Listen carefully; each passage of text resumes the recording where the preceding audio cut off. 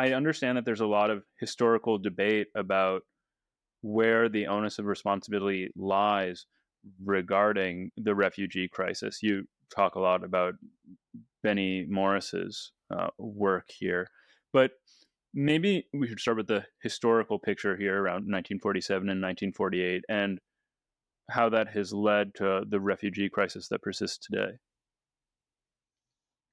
So, the Zionist movements, its aim, at the beginning, the aims were, there was a range, but I would say by the time of the what were called what was called the Arab Revolt in 1936 to 1939, and then another part of the world, the Nazi Holocaust.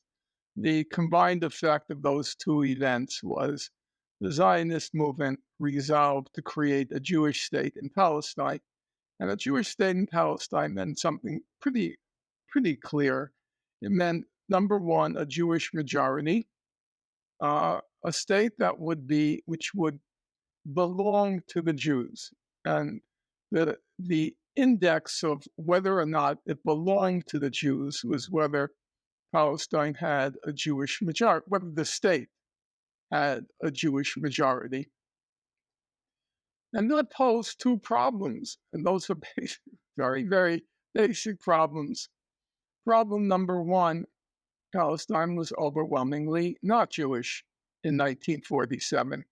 It was roughly 600,000 Jews living there and about 1,200,000 or 300,000, I can't remember, Arabs, at that point Palestinian Arabs, living there. And then there was a second fundamental problem. The second fundamental problem was land.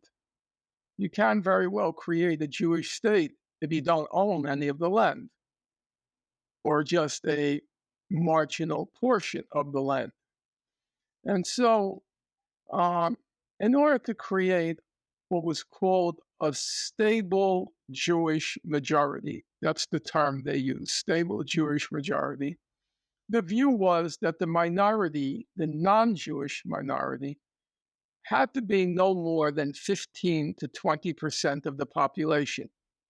Once it exceeded 15 to 20%, then this Jewish majority, which was the sine qua non of a Jewish state, it would be in jeopardy. At least that was the view.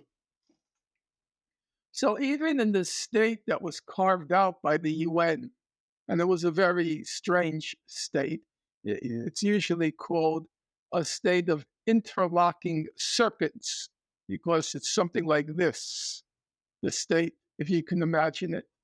So they called it interlocking serpents because they had to carve it out in such a way that Jews would be a majority, even though an infinitesimal majority, it's not going to be that stable Jewish majority. So, and even in that state, Jews owned practically none of the land. Because early on, the Arab National Movement declared it an act of treason to sell land to this movement that wants to dispossess them, which is a perfectly sensible goal, to say, don't sell the land, and you better not sell the land, because these people are acquiring the land plot by plot, acre by acre, dunam by dunam, in order to create a foundation to dispossess us. So Benny Morris, in his, not the version I address in the book, he has an expanded version of his examination of the refugee question. And if you look at that expanded version, he says, and I'm quoting him now, the idea of transfer was the euphemism they used back then for expulsion. The idea of transfer was inbuilt and inevitable in Zionism. Now, those are his words, inbuilt and inevitable in Zionism. That is to say, you couldn't create a Jewish state without expelling a large part of the indigenous population. So that's one aspect. You can call that the theoretical aspect. And then there's the practical aspect. And the practical aspect is that, you know, the expression, the French expression, I'll say it in English, when in war, do as in war, which is just a fancy French way. I loathe the French, so everything makes me ill. But that's just a fancy way of saying that you can get away with things in wartime that you can't get away in peacetime.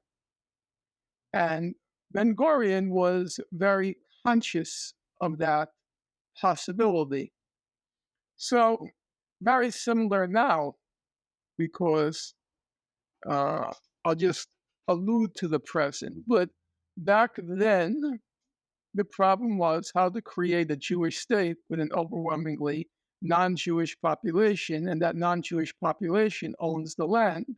Well, comes the war, here's our opportunity to overcome, surmount the barrier. How do you surmount it? Well, that's pretty straightforward. You simply empty the land of the people, so you no longer have a demographic problem, and you no longer have a territorial problem.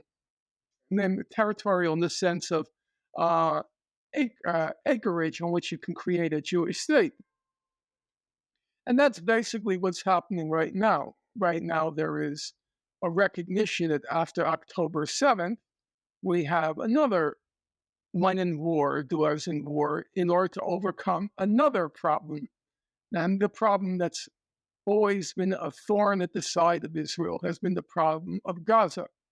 And Gaza has historically resisted in a robust way Israeli attempts to subjugate it. And they've tried many things, Israel, and they turned it into a concentration camp.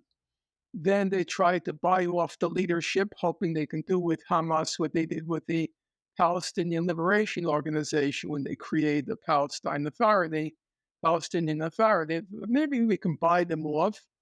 And none of those strategies, it turns out, as of October 7th, worked. And so now Israel is facing another dilemma, and it's when in war, do as in war. And so right now it's on the spectrum between, on one end, attempting ethnic cleansing, what it did in 1948, and on the other hand, simply wiping out the population, what Netanyahu calls this is a war against Amalek, which means you kill every man, woman, and child. And then the middle term of that spectrum, we have ethnic cleansing at one end, extermination at the other end. The middle term is to make Gaza unlivable, so that when the dust has settled and your eyes are opened, there's nothing there. And that's already been achieved in what's in the northern half of Gaza. The Financial Times a few days ago had this visual of northern Gaza, and they said it's true. Northern Gaza, there's nothing there anymore. It's gone. They vaporized northern Gaza.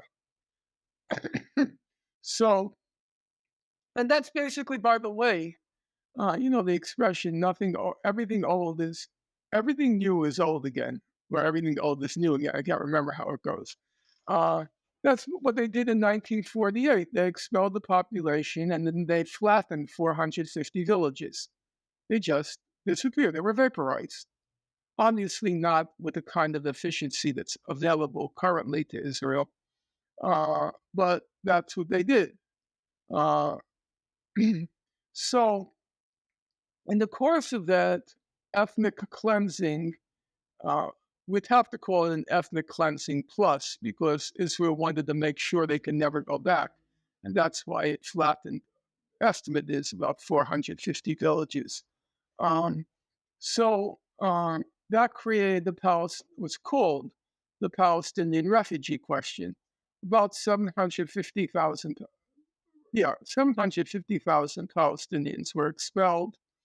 A large number of them, about 300,000, they were expelled to Gaza. And, some people say, well, it wasn't actually an expulsion. It was, uh, it was people fleeing war. I don't really think that's true.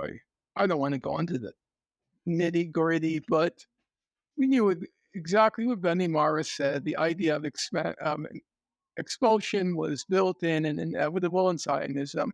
We also knew the Zionist leaders realized there's a war, and in war, do as in war. We had an opportunity. Now, when the opportunity availed itself, he didn't need an order from above. Everybody knew what needed to be done.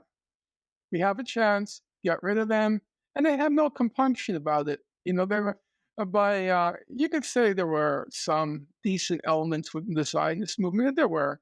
I'll never deny that.